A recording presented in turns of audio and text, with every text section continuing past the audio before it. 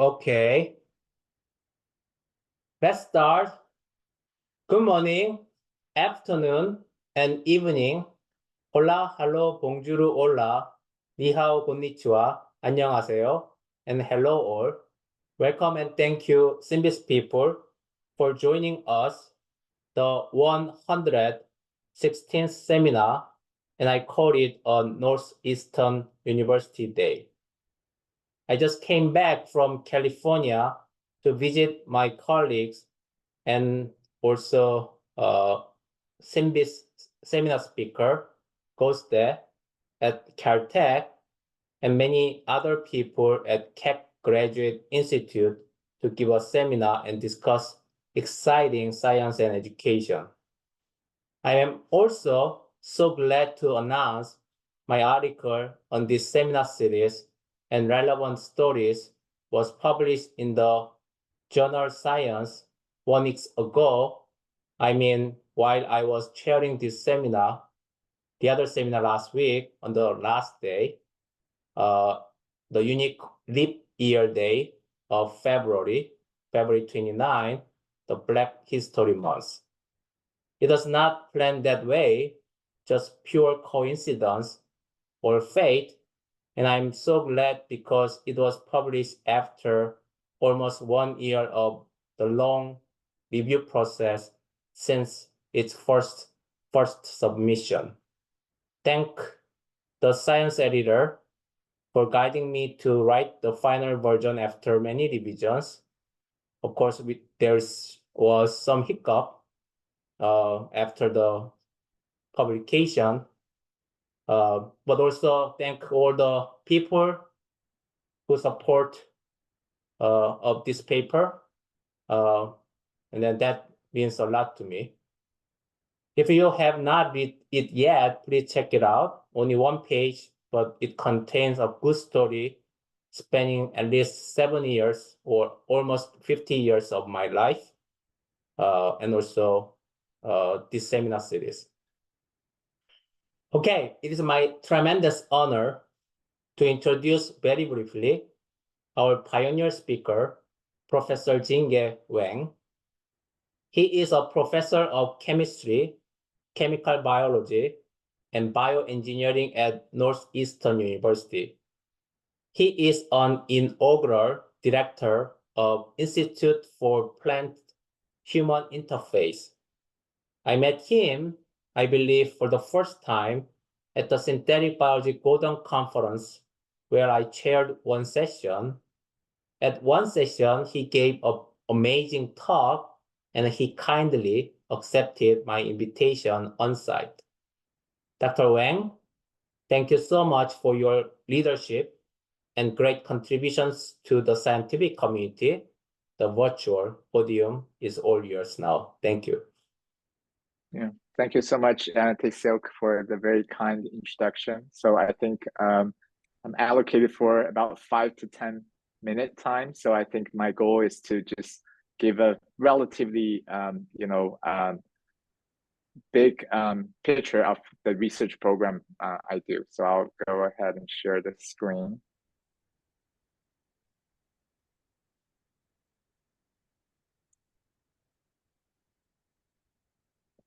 Okay, so as introduced, I'm currently at the Institute of Plant-Human Interface at Northeastern University. It's a newly forming institute, really focusing on plant science and its particular relationship with human health and sustainability. So we're currently running a faculty search for 4 positions. It's ongoing, and also in the coming years, we will continuously having faculty searches. So for the audience in the room, if you're interested, please check out. So the work in my lab is really much to do with the chemistry that happens in nature. So this is the picture of organisms I really love and care about. And if you stare at this for a couple minutes, you'll notice I'm very much plant-centric. Plants are great chemists, and they make a huge array of natural products that are so much more than the compounds that animals do.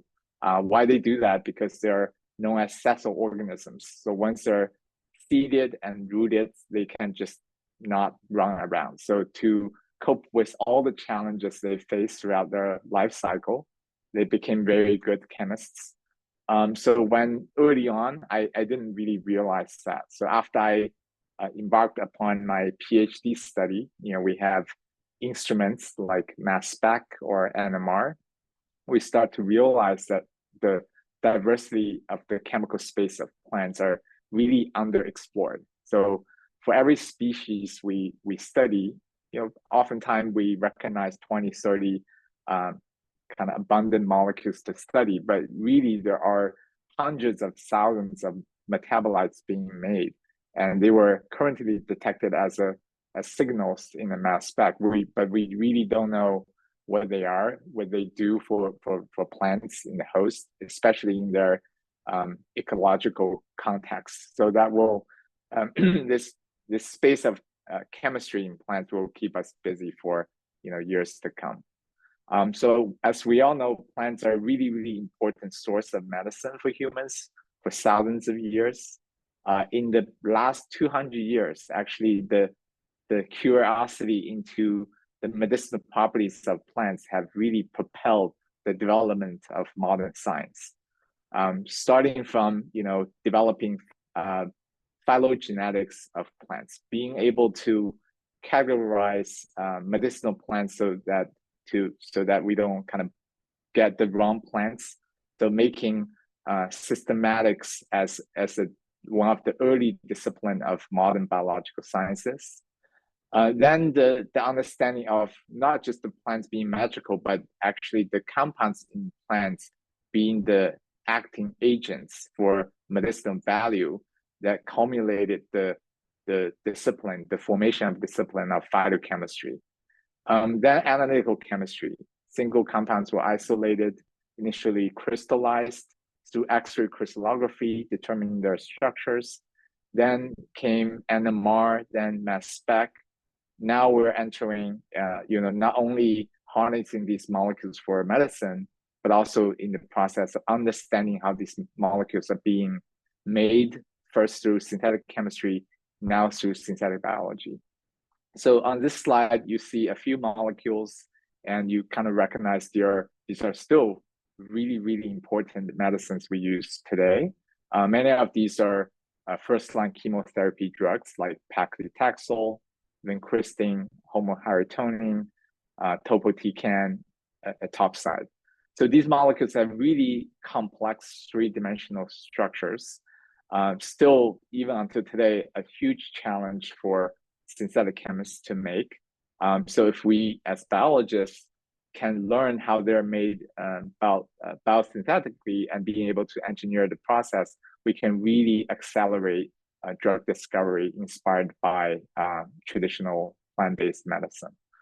So my lab has been basically in the space of understanding how metabolic systems evolved over hundreds of million years throughout plant evolution. So this is a kind of conceptual picture of that process. So today there are hundreds, if not thousands, of plant genomes being sequenced. And from that effort, we recognize a huge fraction of plant genomes are dedicated to metabolism. And they simply contain very large enzyme families that are very widely involved in secondary metabolic process. So each ring you see here are phylogenetic trees of a single enzyme family. So that red one is one of the largest enzyme family, the cytochrome P450 family. So each plant genome contains hundreds of these members, and they're widely involved in hydroxylation and other types of oxidation reactions. There are some mid-size, families, like this one is an acyltransferase family, and all these are involved in making the different type of region-specific and serial-specific tailoring modification you see. And there are also scaffolding enzymes like terpene cyclases, polyketide synthases. So altogether, you have this lineage-specific expansion of the enzyme family, and then through a few mutations, enzyme start from their ancestral function to to then derive into a new function. So in this case, it's coming from fatty acid making primary metabolic function into a more specialized type 3 polyketide synthesizing function in the enzyme chaconne synthase, which is the first committed enzyme for making flavonoids, such as these purple pigments you see in its cabbage. And then in each species, then you have this unique assembly of enzymes, eventually to specialized pathway that you only find in certain species. So when I started this line of work about 10 years ago, one of the major challenge was, how do you study a non-model species? For decades of research for plant science, people have been focused on mostly crop sciences or model species like Arabidopsis thaliana, but there were limited tools that allow us to tackle non-model species like a tree from Amazon forest. So luckily, in the past 10-ish years, there are some emerging technologies that have become really essential for the workflow we do. So in general, we call it multi-omics approach. So one of the advanced is genomics tools. So we can these days easily sequence a whole genome, the whole genome sequence in very high quality. But one of the very critical methods is actually tissue-specific, now cell-specific transcriptomics. So plants, especially land plants, are elaborate eukaryotes. So they have very dedicated tissue types, leaves, roots, flowers. Even within a flower, you see different cell types for different functions. And for natural products of interest, they oftentimes are enriched in certain tissue. For example, some medicinal compounds are oftentimes enriched in roots as a way to defend against root parasites. So in this case, we just sample the plant very finely. We collect different tissue types and we do tissue-specific RNA-seq. So in the same time, we use the tissue also to do on-target metabolomics. That's another emerging field. It's very exciting. So by doing correlation analysis, we can match biosynthetic enzyme encoding genes to the particular tissue types where the natural products interests are highly enriched. And from that, we can deduce biosynthetic hypothesis. So coming up with a list of genes of enzyme to test. So we actually do this process through the approach of building. So that's another really powerful approach that's enabled by the rise of synthetic biology. So I'm quoting physicist Richard Feynman, I cannot understand what I cannot build. So the idea is if you have a set of enzymes put them together to make a pathway, if you can build this in a heterologous system, let's say in yeast, by the time you can produce the molecule of interest, you have at least learned the minimal kind of components for the pathway. So we do this a lot. We use yeast. We also use another model plant called Nicotiana benthamiana. So it's a species of tobacco which allows very quick transient kind of expression of transgenes.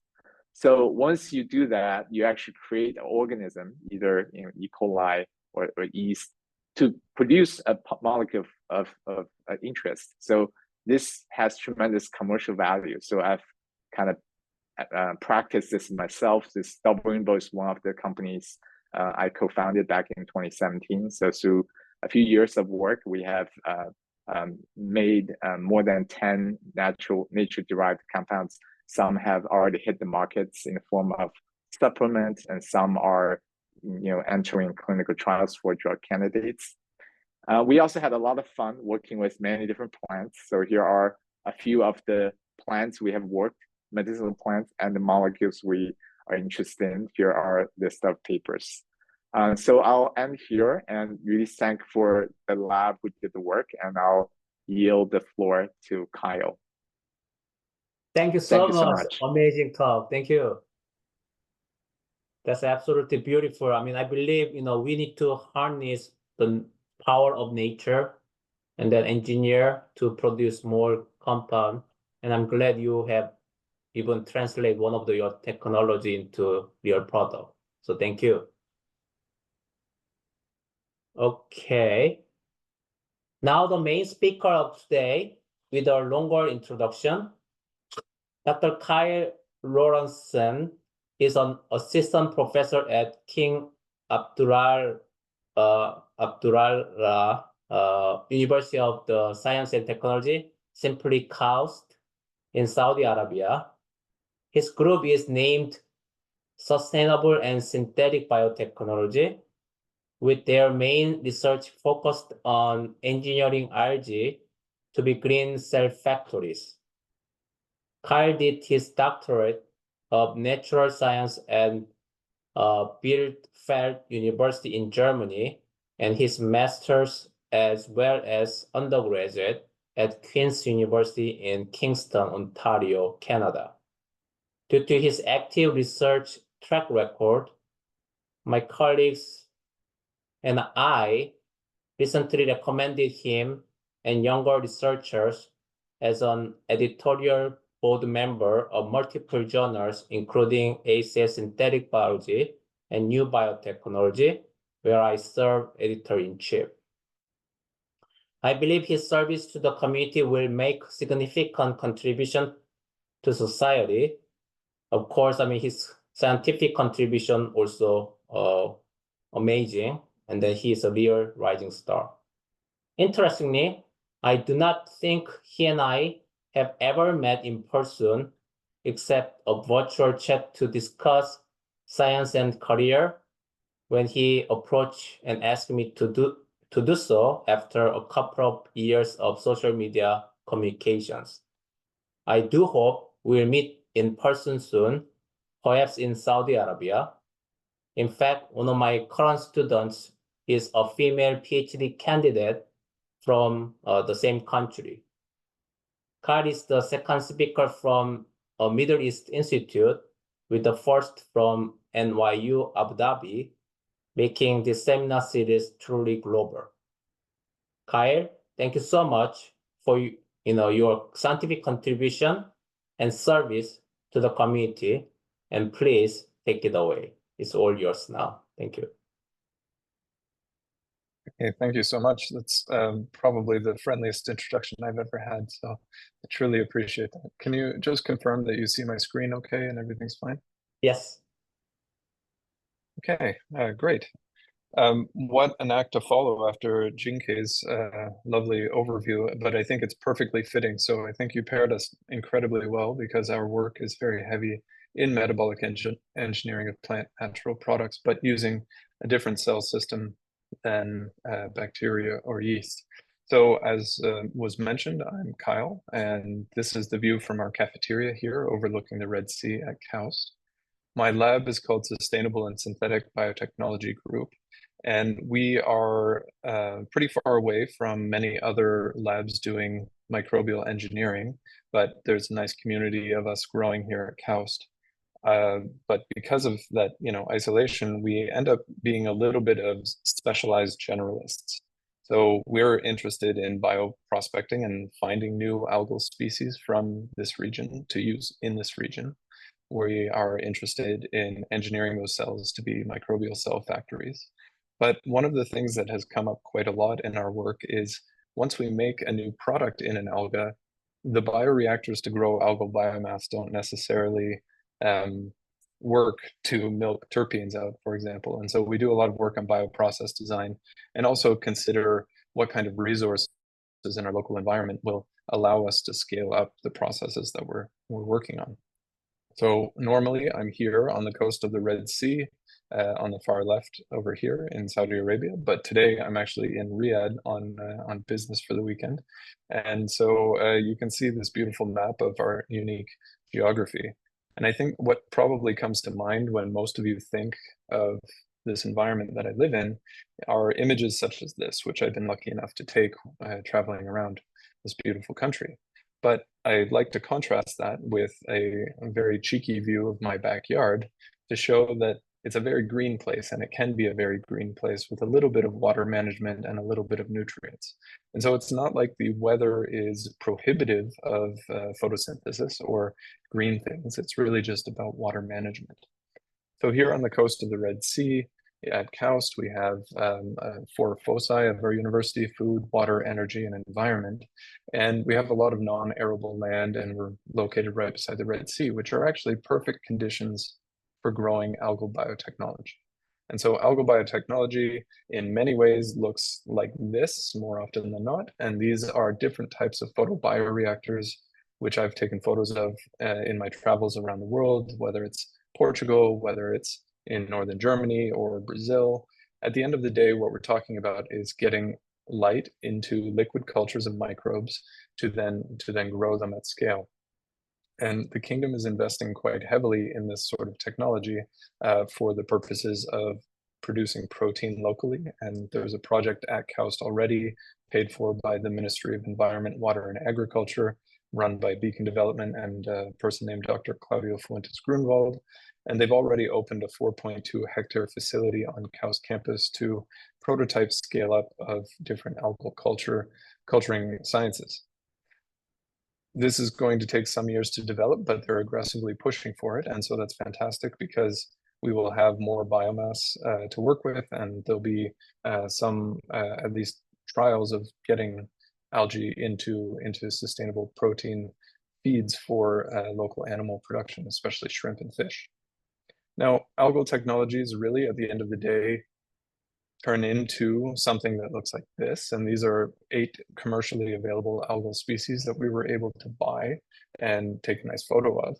It's nice to illustrate the kinds of diversity that you see in that powdered microbial biomass. So this would have the texture of flour or yeast that you would buy at the grocery store, but obviously it's colored much, much differently. And that's because of the photosynthetic pigments. Now, we always like to say the diversity of algae is great, and just to point out that Haematococcus, Dunaliella, and Chlorella are all classified as green algae, but they don't really look green. And the reason that they don't all look green is because they accumulate different pigments. So algae species are very diverse, and they're quite unique biochemically. So each one would have a different ratio of protein, carbohydrates, and lipids and pigments that we can then harvest from that biomass. Now, what algae are really, really good at doing is taking waste and turning it into a higher chemical order value. And so we know algae are photosynthetic, and so they grow using carbon dioxide like plants do, but they're really, really good at taking up nitrogen and phosphorus in inorganic forms as well. And that actually makes them wonderful wastewater treatment vehicles. And at that scale, when you're treating wastewater, whether it's from urban environments or industrial uses, you really hit the balance of all of the inputs you need to grow algal biomass. You can see some of the outputs that you get in that biomass listed on the right-hand side here. This is also just to illustrate the idea. If you have anaerobic membrane effluent, you can consume the nitrogen and phosphorus in that effluent while growing algal biomass over a matter of a couple days. And this is strain dependent, how much nitrogen, how quickly the nitrogen comes up, how much phosphorus you can get out of the water. But at the end of the day, you can effectively make discharge ready water from taking a wastewater, growing algae in it, and producing a biomass. Now, of course, algal biomass is highly specific to the strain that you're using, and each strain is unique. This is a chart from those biomasses I showed earlier, plus Chlamydomonas on the right-hand side here, showing the total protein, lipids, carotenoids, chlorophyll, and carbohydrates. And what you can see is no 2 algae are alike. And so that means that we have a little bit that we can choose from if we need more carbohydrates or more protein, and we need something that grows in certain conditions. We can generally try and find that with different species of algae. Now, in our local environment, we obviously have much more extreme conditions for growth. And so we set to work sampling around the kingdom and making a local library of algae, and we call this the KSA Algae Living Library. So we have over 100 local isolates run by Dr. Barbara de Freitas here, and we are currently trying to characterize them as best we can. Now at KAUST, we're very fortunate that we have very stable research funding. And what we have is one of the most well set up algal technology labs in the world for doing fundamental and biotechnology analysis. You can see here 20 photobioreactors on the left-hand side from the company Algenuity. And what we've done is program them with local weather station data So we can model an entire year very quickly for any new algal species that we isolate. In sort of general terms, what we try and do with any new species is do a spring, summer, winter, autumn growth test against a control. And you can see, for example, this cyanobacterium on the left does not do well when it's colder in February, whereas the green alga can be cultivated year-round. So if anyone's interested in any of the strains here, this QR code will take you to the download link. We update it every time we have a new isolate, and there's some preliminary data on growth behavior when we have it, and biomass composition. I'm only showing you this to say that there's a diversity that is unexplored in this microbial space. And much like Jing-Ke, we don't actually know all of the metabolites that might be in these algae. So we're now able to, with these bioreactor tests, not just work with the commercially available biomasses that you see on the left-hand side in the bottom, but start to make small amounts of these local species and then investigate what they're doing, how well they're doing it, and what they're made of before we start giving them to people who want to scale them up into larger scale here in the kingdom. So wild-type algae are wonderful, and don't get me wrong, I love them. I think they're amazing, and look at how diverse and beautiful they are. But I've spent the majority of my career trying to add layers of value to algae through genetic engineering. And the way I think about this is that when you have a algal culture, you have a multi-dimensional engineering space. So within that flask of that microbe that's growing here, you have some kind of microbial biomass, and you have the culture media that's surrounding it.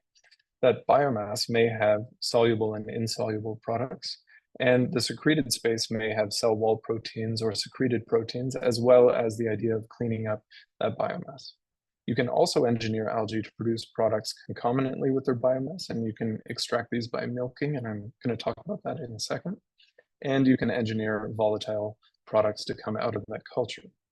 And just like Jing-Ke said, the overall idea here is that you're taking natural product pathways, you're adapting them to a microbe, and then you're trying to iteratively engineer them to then produce either the precursors or the full range of products that you're getting from that you want to get from a native source. And this is exactly what we do with algae. And I've spent the last 12 years doing this specifically with one type of algae. And you can see some of those examples of products that we've made here. So we have medicines, perfumes, platform chemicals, modified pigments, modified lipids, as well as secreted proteins and different proteins of interest. Now, I'm going to tell you about the model host that we work on, and that's Chlamydomonas reinhardtii. So as a model organism, Chlamydomonas is a green alga that is just simply very easy to grow. You can grow it using vinegar or CO2, and that allows you to set it on the bench at room temperature and effectively get a growth curve done within a week. You can do high turnaround from gene to trial and build, design, test, learn cycles, which are important in our field. And it's also highly domesticated. Now, there's some challenges to working with this green alga, and I need to tell you about the technical hacks and the genetic gymnastics that we've had to do and discover and learn along the way to turn it from a model organism into a highly valuable biotechnological host. The first technical hack to think about when you're talking about working with algae is that algae don't necessarily want to do anything for you, and they don't want to work for you in biotechnology. And you can see on the left-hand side, colonies picked from a very wild Chlamydomonas isolate, and on the right, a domesticated strain we call UVM4. Now, the difference is that the domesticated strain has no cell wall. And so it's easy to pick with a toothpick. It forms kind of a goopy colony, and that allows us to do higher throughput handling. It doesn't stick to the walls of microtiter plates, and we can even use robotics to pick those colonies. So this is just a really practical, technical reason, but UVM4 also has some genetic tweaks that make it easier to work with, just like using E. coli that's been domesticated versus E. coli from your intestines. It's very important to work with the strain that you can handle.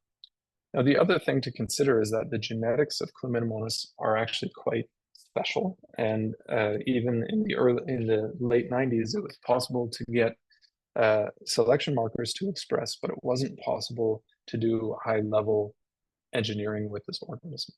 And so just as an aside, the developments we've had in Chlamydomonas engineering have really been in line with the reduction of cost and the improvement of sophistication of being able to de novo synthesize DNA. And so now we're able to design sequences in silico and then directly build them de novo with chemical synthesis that were not possible 20 years ago to make. That has allowed us to really break through Chlamydomonas and its unique regulatory structures so that we can actually get things to express. I'm going to summarize in the next 2 slides about 8 years of work that was done by myself and Dr. Thomas Beyer in the University of Bielefeld in Professor Olaf Kruse's lab.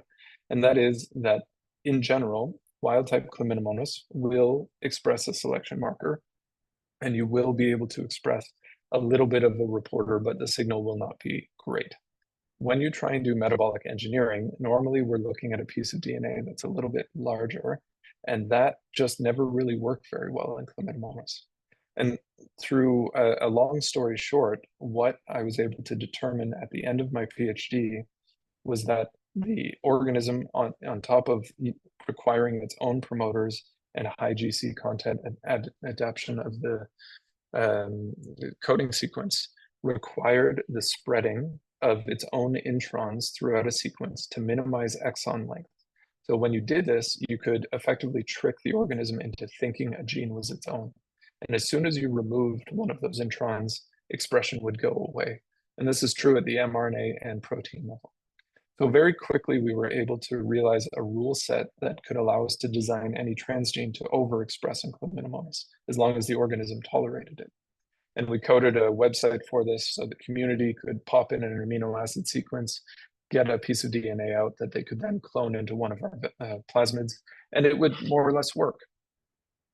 There's another challenge to engineering Chlamydomonas' nuclear genome, and that is it does not do homologous recombination as the transgene is going in. There's a lot of DNA shearing that happens, and you have non-homologous end joining into the nuclear genome. So if you just express a reporter, you get about 50% of your colonies expressing, which you can see here. But if you have a longer transgene, that ratio goes down significantly. And you can see that here on the right-hand side. So this is a bisabolene synthase, and only 1 out of 96 is really expressing to a reasonable level. What we've been able to do at KAUST as well is adapt robotics that are designed for yeast and bacteria to work with Chlamydomonas. And this is something that, as a technical hack, we've been very fortunate to be able to figure out. You can see 2 robots working on stamping Chlamydomonas colonies here. And on the right-hand side, you're seeing stamping onto a dark blue plate for fluorescence imaging that allows us then to take images like this, where you can see a YFP expressing in either a chaotic primary transformant plate or on the right-hand side, more organized robotically picked plates. So we've optimized our workflow. You can transform, you can pick, you can screen, and by even doing technical hacks as silly as putting amido black into your agar, you can reduce fluorescence and see even hard to see reporters. As I'm talking about technical hacks for Chlamydomonas, I want to bring up this paper where we went and saw what kind of filters we could use to separate chlorophyll autofluorescence from reporter fluorescence. And you can see the red chlorophyll autofluorescence in this row of colonies up at the top. And what we did is just went nanometer by nanometer, well, groups of nanometers by groups of nanometers with filters that were highly specific. And we managed to figure out a way to visualize all of the different fluorescent reporters from blue all the way to far red while not getting background fluorescence from chlorophyll autofluorescence. So this allows us to do a lot more high throughput engineering. We can put multiple genes into Chlamydomonas, despite the fact that we don't have homologous recombination or really reliable targeted gene editing, although CRISPR techniques are evolving right now. There are some other things to consider about engineering an alga. And so beyond the technical hacks, we also have to think about what the downstream people need versus what we need in the lab. And this really comes down to things like media chemistry and how our strains behave in general. So when you're growing an alga, there are 2 nitrogen sources that are commonly used, ammonia or nitrate. thing is that ammonium, when it's consumed, releases a proton and causes the media to acidify if you have too much of it. So outdoor cultivation, people generally use nitrate-based media, but our highly domesticated strain is not able to grow on nitrate. And so we ended up having to re-engineer it to grow on nitrate, which was straightforward enough because it was just a complementation of genes that had been knocked out through its domestication. But the other strategy is to minimize contamination. And the other major nutrient that algae need is phosphorus. And normally that would be in the form of phosphate. But other researchers had figured out in plants and also Chlamydomonas that you could engineer using a phosphite oxidoreductase the ability to oxidize phosphite instead of phosphate. The nice thing about this is that many organisms cannot grow in phosphite, and so the alga has a competitive advantage in its media while it's also been engineered to grow on nitrate so that it can be scaled up. And so we were able to do this with the strain, and what you can see here is that the cells grow very well, but they don't get contaminated by this fungus when we try and intentionally contaminate them. So the media trays on the bottom are cultures that don't have any fungal contamination because they were growing with phosphite rather than phosphate, like the top little jars of cells here. So this fungus was intentionally contaminated. It's not a very scientific slide, I will admit, but it does illustrate quite well that phosphite cultures don't get contaminated. So those two genetic hacks and feedback from scale up have been very important for making a base strain for us to work with for genetic engineering. Now, the other thing I want to talk to you about is that when you're doing metabolic engineering, you also have to consider how you're going to get that product out of the cells. And maybe this is more straightforward in standard fermentations, but for algae, of course, they're growing with light and carbon dioxide. And so we need some technical hacks to get products, especially like terpenes, out of the cell. So when we're engineering natural products, and especially terpenes, most of these products are hydrophobic. And in a microbial cell, you don't have anywhere for that hydrophobic product to accumulate in high densities. In plants, they have specific structures, like the little hairs that would accumulate the smell of sage or mint that you break and then your fingers smell like those products. They have specialized tissues to accumulate specialized products. Microbial cells don't. And what we do in the lab is we incubate our cultures with a biocompatible solvent. In this case, it would be dodecane, which is a C12 alkane. The problem is that we're bubbling with CO2 all the time. And so a solvent on top of the culture actually tends to form this hydrophobic third phase emulsion that turns into a foam and blows out of the reactor. And so through serendipity, we were trying to find other ways of interacting the culture with hydrophobic products. And we were doing some microfluidics experiments, and we actually noticed that the heavy oils that we use in microfluidics, these fluorinated amines, sit underneath the culture rather than over top. And this feature of being more dense than water actually allows us to be very aggressive with the culture on top without forming emulsions. It turns out that terpenes also accumulate in these fluorocarbon solvents just like they do in dodecane. And the fluorocarbon solvents are actually cleaner than dodecane. So for example, when we have a strain producing this perfume product, patchoulol, what you can see here is the peak of patchoulol and a bunch of other peaks from the petroleum distillate dodecane. But in the fluorocarbon, that's not there at all. You don't have any of these contaminating peaks because it's a synthetic chemical that's produced to be relatively clean. What's even more powerful is that if you have your terpene product in that fluorocarbon, it's immiscible with ethanol, but terpenes prefer to be in ethanol than in the fluorocarbon. And so you can actually end up just mixing your isolated fluorocarbon with ethanol and getting your terpene to partition into it. So what does that mean? That means that we can actually have a liquid-liquid to liquid-liquid extraction process that we can have a continuous culture of algae, continuously milk that product out, and continuously extract it. This is a cartoon illustration of a bioreactor and a separation module. This is not how we actually do it, but it gets the point across pretty well, I think. So what I'm trying to communicate is that when you're doing genetic engineering in the lab, try and think about the whole process, because we know that downstream processing is 80% of the cost of doing any biotechnology. So you better engineer your cells to work with that as well. So the last thing I want to talk about with Chlamydomonas are some examples of the engineering that we've been doing. And one of the things that is more recent that has just came out is the idea of engineering sustainable fragrances. Now, here in the Middle East, fragrances and incense are very, very popular. They are popular around the world, but here it's very, very popular. And one of the most common ones is what's called bahur, which is a type of incense, which is a burnt piece of a tree. And that tree is called an agarwood tree. That's a colloquial name that grows only in Southeast Asia. Now, what's really fascinating about these trees is that they accumulate this fragrant sesquiterpene mixture only when they're wounded, and they grow really slowly. And because of this and the demand for them, they become endangered. So it's actually illegal to buy them in the US and Europe and many parts of the world. But here they're sold as a commodity. So we were able to go to a local market, buy many, many samples, and investigate their chemical complexity. It turns out that most of the fragrances come from sesquiterpenes and functionalized sesquiterpenes, which you can see in this 2D gas chromatograph here. And what we found is that each isolate that we got, or each sample that we got, had a unique chemical profile, completely unique, but it shared about 300 of those terpene chemicals. So we set out to locally do a synthetic biology project on this and engineer our alga to produce sesquiterpenes at a higher titer.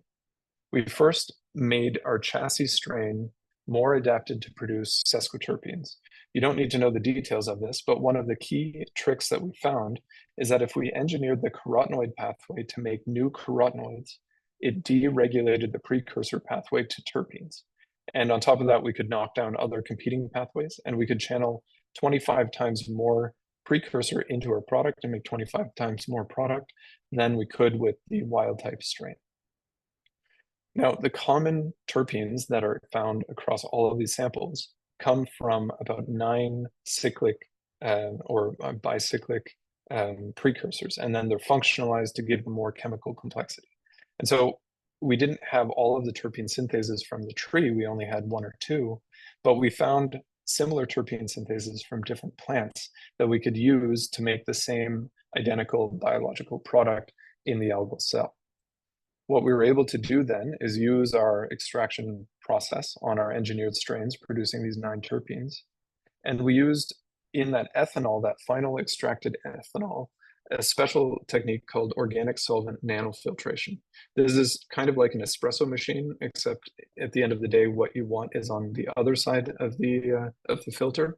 And here we're using a membrane with nanopores that keep the terpenes on one side, but allow ethanol to go through. This allowed us to concentrate mixtures of terpenes. And then that we had those 9 cyclic products in one mixture, in a concentrated mixture. And we were able to attack them with boron and hydrogen peroxide to add functional groups to that mixture.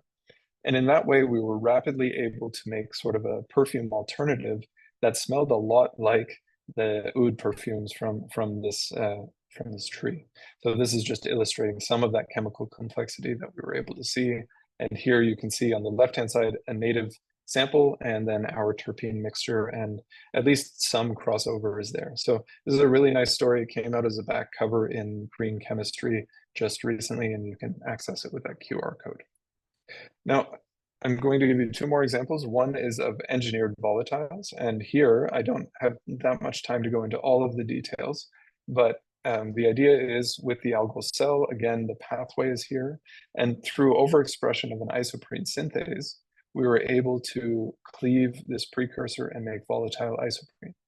And again, when we made these red pigments in the cell and then channeled more precursor towards the precursor of isoprene, we were able to massively improve isoprene production. In this paper, we report over 300 milligrams per liter of isoprene from the algal cell grown on 1 gram per liter acetic acid. And so that's about a 30% carbon conversion efficiency to our target product, which I think is pretty impressive for an alga. What I want to show is just that now our algae is not green, but brown, so it kind of looks like lentil soup. But we have a situation where we're producing these extra red chemicals, these extra red pigments, So it's brown because it's making green pigments, chlorophyll, and these red carotenoids, but it's also making a volatile product that can be harvested separately from the cells themselves. And now we can see sort of multiple layers of value being engineered into that algal cell. Now, we're talking about engineering value into the algal cell, but I'm also talking about scale up. And how do we merge these two ideas of wastewater treatment and scale up of engineered algal cultures? Well, we did this by combining our engineered algae with anaerobically membrane treated wastewater.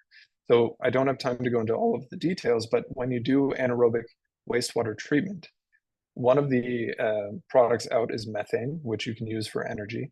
The other product is CO2, and then you get an effluent containing ammonium and phosphate. Well, it turns out that's all perfect algae food, and what we were able to do is grow our engineered alga in this non-sterile nitrogen phosphorus containing effluent, and we were able to milk out a perfume product at the same time. And so for those of you who like perfume, you have these eau de toilette brands, and here we've taken literal toilet water and turned it into perfume. And so we call it an algal eau de toilette, but obviously this isn't the stuff that we would be selling as a perfume at the end of the day.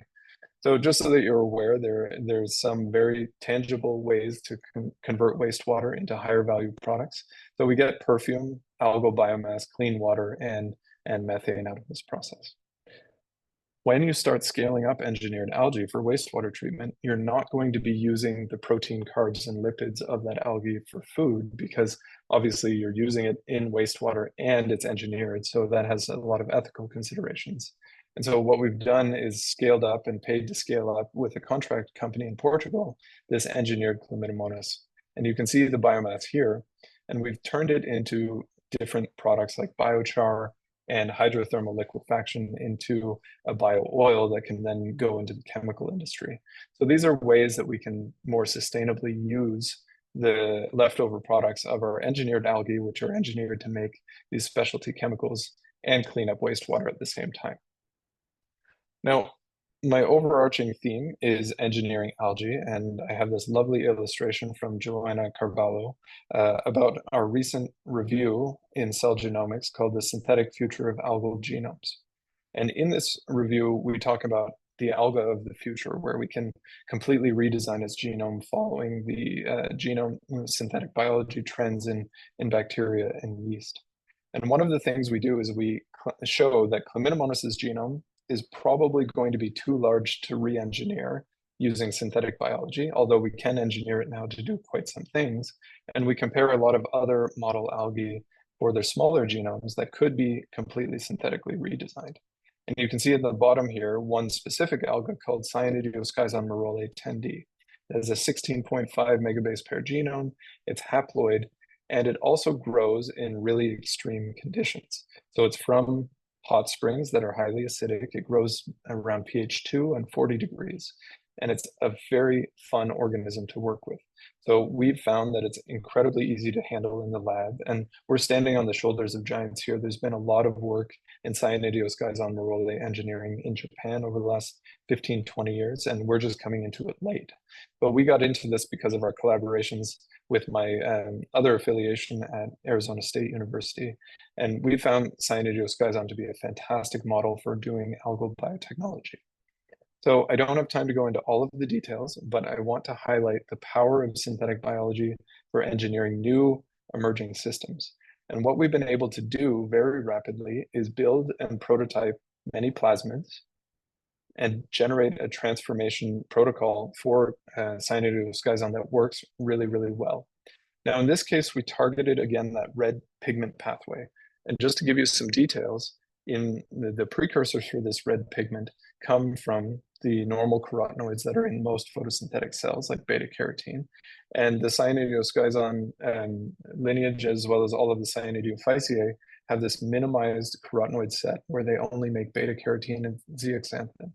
So through the overexpression of two genes, a ketolase and a hydroxylase, you can add the keto groups and hydroxyl groups to beta carotene to make this red pigment astaxanthin.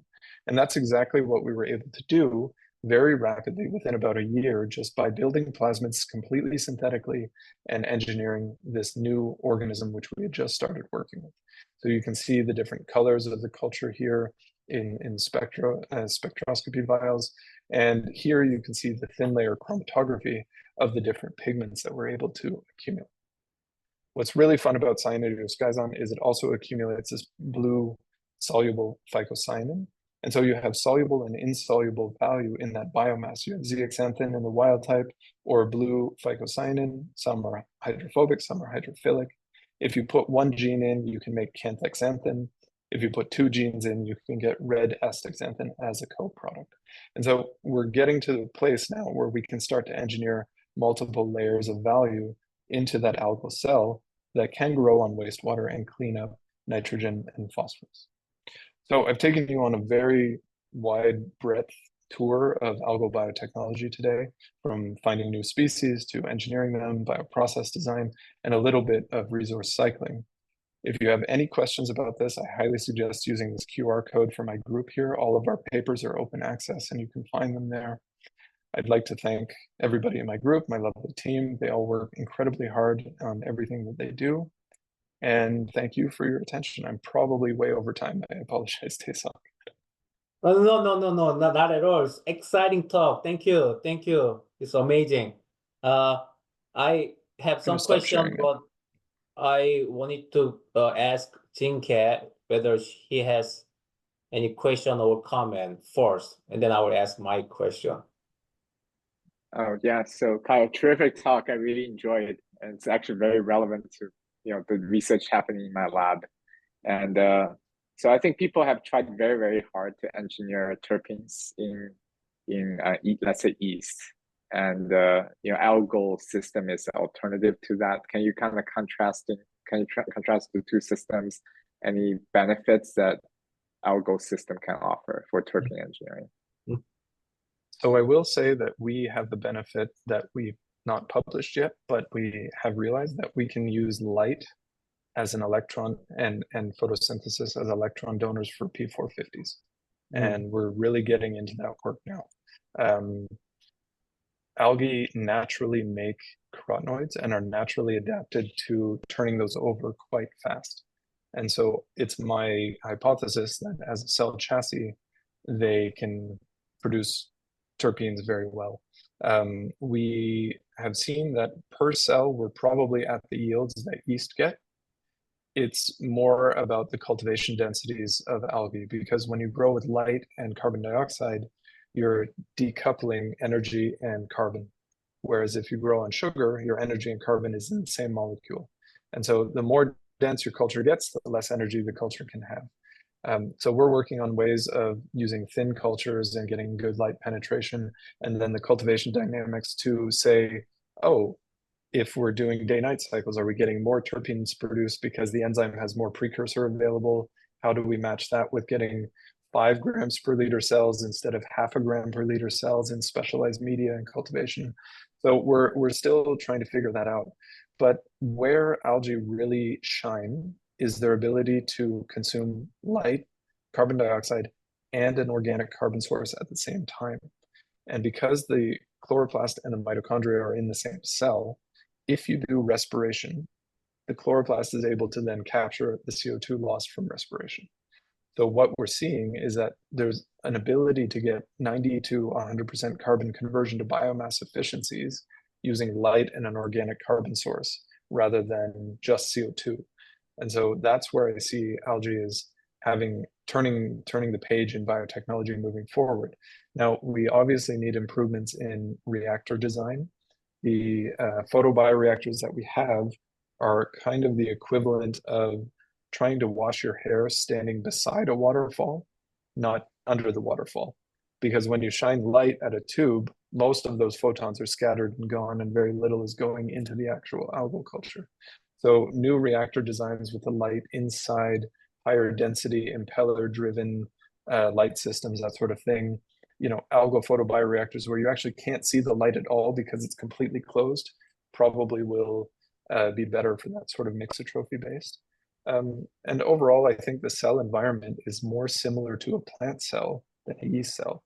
So temperature of cultivation, the physiology is more similar. So we see good terpene production from cytoplasmic expression if the squalene synthase is knocked down, but we can also get great expression and production from plastid localized enzymes when the precursor prenyl transferase is there as well. So they're a very versatile cell system. And from a generation time, we can transform and get dodecane-based screening in high throughput in about 3.5 weeks. So it's a little bit slower, but the overarching theme is that theoretically you're producing your terpenes from more sustainable inputs. Great, thank you. Do you have any more questions? Yeah, I do have more questions, but I want you to also be able to ask some questions. Yeah, okay. So let me ask question that might be relevant to both of you. I'm always kind of amazed by the nature and all the sources of the chemicals as you mentioned. But one challenge, probably you already touched. That is basically how to identify those guys, the useful guys. We recently thinking about in my lab, we published one paper in PNAS using CRISPR system, but that still require sequence information to isolate. And then still, isolation is sort of art, or, I don't know, I mean, bioprospecting. We have a lot of tool, omics, whatever, but still very limited. So could you kind of give us your insight or future perspective to improve the process in that way, expedite, those isolation process? Chemical discovery in plants and microbes is a massive field, right? And also isolation of the said, microbe. Yeah, so it's taken us 2 years to get 103 now, I think, algal species, and that's the dedicated work of 2 people. It's not, I mean, isolating microbes is, it's not easy. It's not crazy hard, but it is a lot of physical person hours, and it's a lot of due diligence and a lot of tenacity.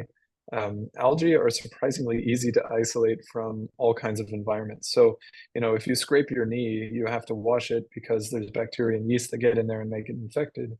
But there's also algae, and there's algae literally everywhere. Some of the algae we've isolated were from dust storms and driving around with an agar plate out of the window of the car during a dust storm. We have some from my Nespresso machine. We have some from the sides of buildings and the Red Sea and volcanoes and whatever. So the diversity is huge. And now that we have this massive library, I mean, doing metabolomics on them and seeing if any are producing native products is, one of the next steps. Of course, it's easier if you have very skilled bioinformaticians and you have somebody who's very skilled at DNA preparation. And algae are notoriously difficult to isolate high molecular weight DNA from because of their very hard cell walls and then small cell size, right? So these are protocols that we're hoping to develop here. We'll be working with the University of Arizona, which has a large sequencing facility for some of those things. So yeah, it's all very interesting. Thank you. Dr. Wang, do you have anything to add? Yeah, I can maybe offer some of my thoughts. Yeah, so basically it's to do with selecting the right organisms or compounds or standard problems to work with. And it's actually something every scientist, especially young scientists, have to tackle with, because the time and effort are always limited. Yeah. So I think I would say probably 2 lines of thoughts. The first one is, if you're very academic, you want to think about the most interesting and potentially challenging problem to tackle, but that it's still feasible using your capacity. So I think I kind of learned this from a senior scientist. Basically, there are probably, just list 100 problems. Let's say in my field is natural product biosynthetic problems. Taxol is a great one. It really took almost 40 years to this point, almost figuring out how it's biosynthesized. Some compounds we essentially had no clue. So identify those, read a lot. For a typical PhD student, I ask them to read at least 300 papers, and identify those questions, and then evaluate your personal capacity, the lab you're in, the institution, your collaborator, to identify, okay, if I use my maximum capacity, I can handle this one very challenging problem to work with. So that's kind of the line of academic. You should always be very, ambitious and you're pushing a limit. You're getting to the cutting edge and contributing to the most interesting problem.